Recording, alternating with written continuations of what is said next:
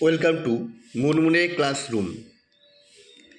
আমরা করব আজকে ক্লাস 12-এর পদার্থের তরল অবস্থার এমসিকিউ, যার পার্ট 6।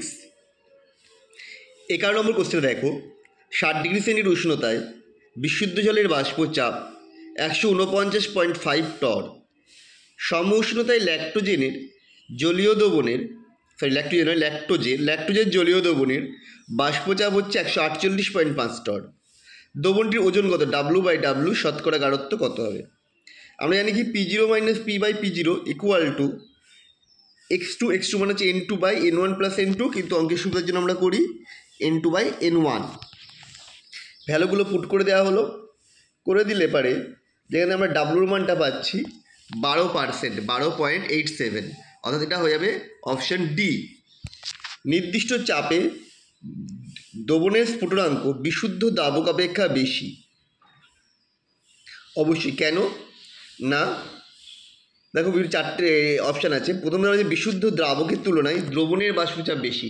দ্রবণের বাষ্পচাপ বেশি হয় না, এটা হয় বিশুদ্ধ দ্রাবকের তুলনায় দ্রবণের বাষ্পচাপ কম, কারণ বাষ্পচাপের অবনমন ঘটে। দ্যাট মিনস অপশান বি হবে। মোলার স্ফুটনাঙ্ক উন্নয়ন ধ্রুবক কেবি হলো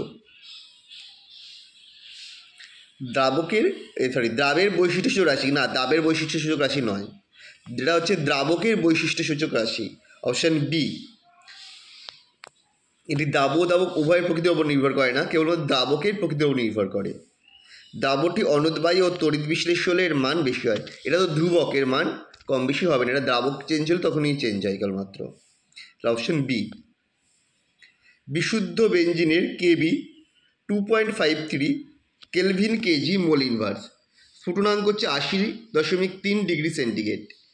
কত গ্রাম অ্যান্থাসিনকে 500 গ্রাম বেঞ্জিনে দ্রবীভূত করলে উৎপন্ন দ্রবণের স্ফুটনাঙ্ক হবে 81.55°C। তো ∆Tb = Kb W2 × 1000/M2W1। ভ্যালুগুলো put করে দিচ্ছি। করলে W2 আসছে 43.97,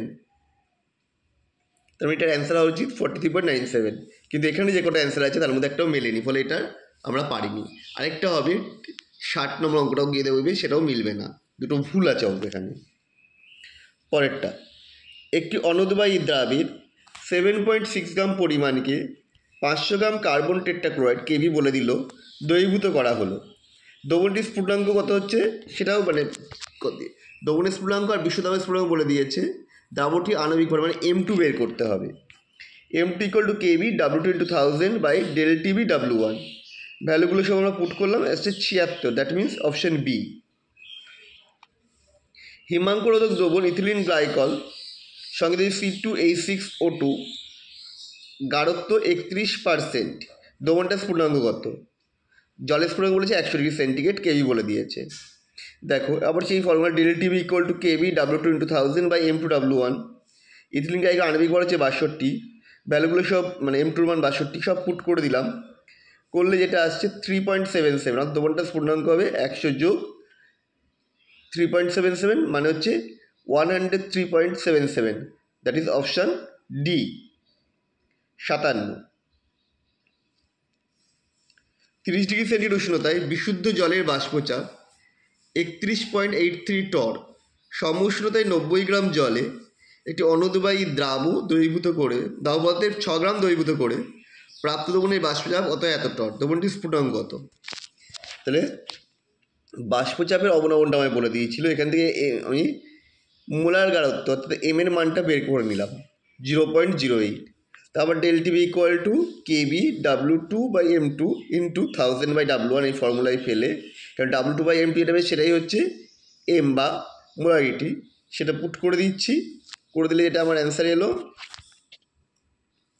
যে 100, মানে অ্যান্সার 0.47, মানে 100.47, দ্যাট মিনস অপশান বি